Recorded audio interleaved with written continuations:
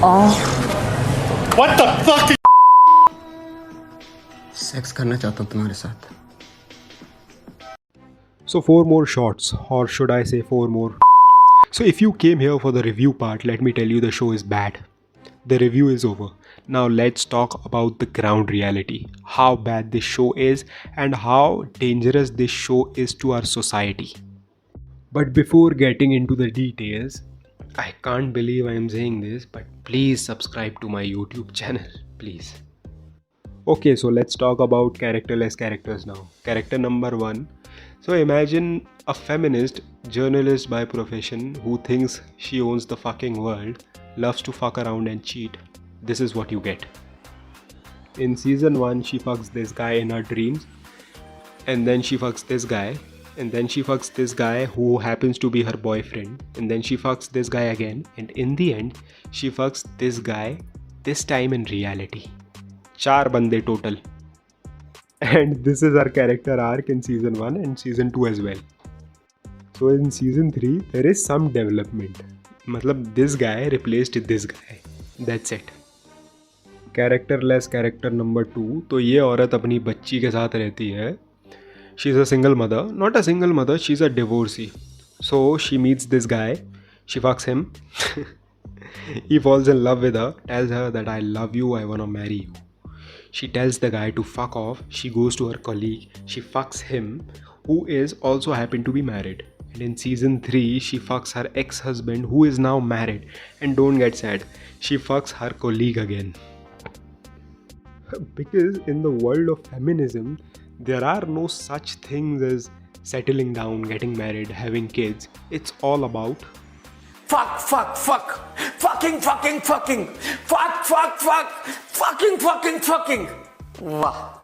So if you're making a show about feminism, so one of the main characters has to be a lesbian or a queer. I don't even know how to fucking pronounce this thing. So this is our characterless character number 3. So in season 1, she fucks her celebrity client and she stays surprisingly loyal to her throughout 2 seasons. In the end of 2nd season, she breaks her marriage with her because she tells her that after getting married, we are moving to US. To which she says, but मेरा career यहाँ है. Career का मतलब इसके जहाज नहीं चल रहा है, ये एक जिम ट्रेनर है जिसके लिए बचपन से लेके बड़े होने तक बहुत पढ़ाई करनी पड़ती है, 6-7 डिग्रियाँ लेनी पड़ती हैं, 2-3 PhD करनी पड़ती है और एक बहुत बड़ा एग्ज़ाम देना पड़ता है. और इसका स्कोप खाली इंडिया तक है, आप USA में ट्रेनर बन ही नहीं सकते. तो आखिरी मौके पे वो अपनी शादी तोड़ के भाग जाती है. सीज़न 3 में ये खुद का जिम खोलती है. She appoints a new trainer. She fucks him. She fucks her client, one of the client.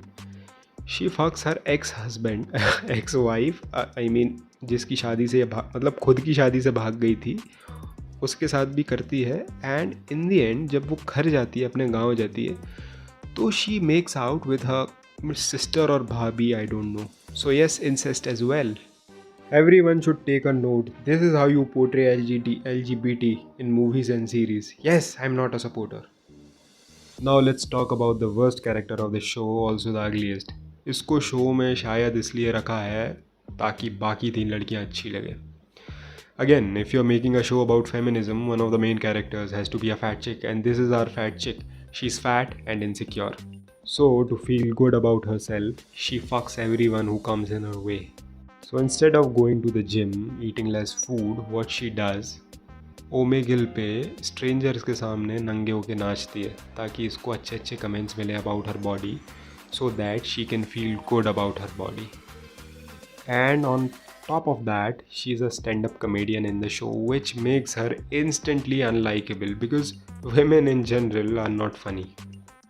तो सीज़न 3 में इसका बाप मर जाता है, तो अगले दिन ही अपनी माँ से बोलती है, मम्मा डोंट बी सिंगल, आपको सिंगल नहीं रहना चाहिए ऐसे टाइम पे. And her father just died. So after watching the show, I had to take a bath because my soul got contaminated by this fuck fest. इस शो की एक खासियत है, ये शो शुरू कैसे भी हो ख़त्म सेक्स पे होता है. फॉर एग्जांपल, इस लड़की का बाप मर जाता है तो शुरू शो ऐसे होगा कि इस लड़की का बाप मर गया, ख़त्म सेक्स पे होगा. जैसे इस लड़की को जिम खोलना है तो शुरू एपिसोड जिम से होगा, ख़त्म सेक्स पे होगा। और जैसे इस लड़की को खाली सेक्स करना है तो शुरू भी सेक्स से होगा, ख़त्म भी सेक्स पे होगा। Fuck, fuck, fuck. Fucking, fucking, fucking. Fuck. 2019 में इस शो का पहला सीज़न आया था, तब मैं अपने MBA के फर्स्ट सीज़न में था, फर्स्ट ईयर में था सॉरी। तब एक लड़की ने इसका स्टोरी डाला तो मैंने उससे पूछा कि वाई, तो she said because it's relatable. और जब ये लड़की नई नई आई थी, आई रिमेंबर, बहुत सीधी सादी लड़की थी, सिर्फ अपने काम से काम लेती थी, क्लास आना टाइम पे, टाइम से घर जाना, दैट्स इट। थोड़े टाइम बाद अल्कोहल, ड्रग्स, पार्टीज, हुकअप्स सब चालू कर दिया उसने और उसके चर्चे पूरी क्लास में फैलने लगे। तो मैंने मन में बोला, this show is not relatable, you want it to be relatable. तुम एक शो की वजह से अपनी लाइफ ख़राब कर रहे हो। नाउ इमेजिन एक छोटे शहर की लड़की जब एक बड़े शहर में पढ़ाई करने जाती है या MBA करने जाती है या जॉब करने जाती है, और अगर वो ये शो देख ले तो उसके दिमाग पे क्या असर पड़ेगा। उसको यही लगेगा कि बड़े बड़े जो शहर हैं वहाँ का लाइफस्टाइल ऐसे ही है। तुम इमेजिन भी नहीं कर सकते, अगर तुम किसी लड़की के भाई हो, किसी लड़की के बाप हो, किसी लड़की के बॉयफ्रेंड हो, तो तुम्हें पता चलेगा, तुम मेरी बातों से रिलेट कर पाओगे फिर। और मैंने लोगों को देखा है ऐसे शोज से इन्फ्लुएंस होते हुए रियल लाइफ में। मैं 4 मेजर मेट्रो सिटीज़ में रह चुका हूँ अभी तक, तो मुझे अच्छे से पता है कि मैं क्या बोल रहा हूँ। और एक लड़की को शहर की हवा कितने जल्दी लगती है ये हम सबको पता है। यार हमारे बड़े बूढ़े ऐसे ही नहीं बोलते कि लड़की को शहर की हवा लग गई, सच में लग जाती है हवा, बहुत जल्दी लगती है हवा। इसका एक रीज़न है, क्योंकि जब लड़कियां स्कूल में होती हैं, जब अपने पेरेंट्स के साथ रह रही होती हैं, तो उनको ज़्यादा फ्रीडम नहीं मिलती है। तो जब वो पढ़ाई करने या जॉब करने बाहर जाती हैं तो वो पागल हो जाती हैं। यहाँ पे मैं सारी लड़कियों की बात नहीं कर रहा हूँ, 80% लड़कियाँ ऐसी होती हैं, 20% लड़कियाँ समझदार होती हैं। और मेरी ये बात बहुत सारे लोगों को ऑफेंड करेगी, मैं चाहता हूँ, दिल से चाहता हूँ कि बहुत सारे लोग मेरी बात से ऑफेंड हो जाए, ये मेरा काम है। But this is the sad reality we live in. So what's the agenda here? Why such shows are produced?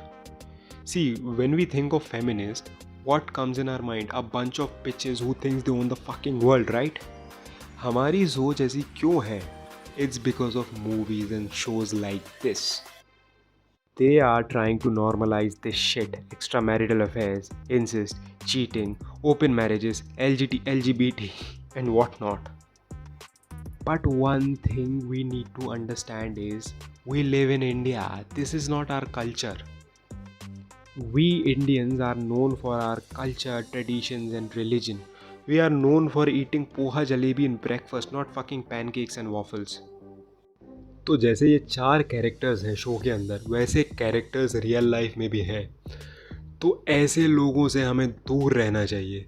So we should avoid such people and we should boycott such shows, not Brahmastra. Brahmastra was a damn good movie, by the way.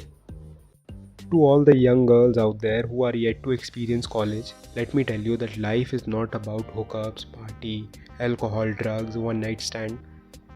Don't indulge in such things. At this age, your number one priority should be making your parents proud. That's it. Fuck, fuck, fuck. Fucking, fucking.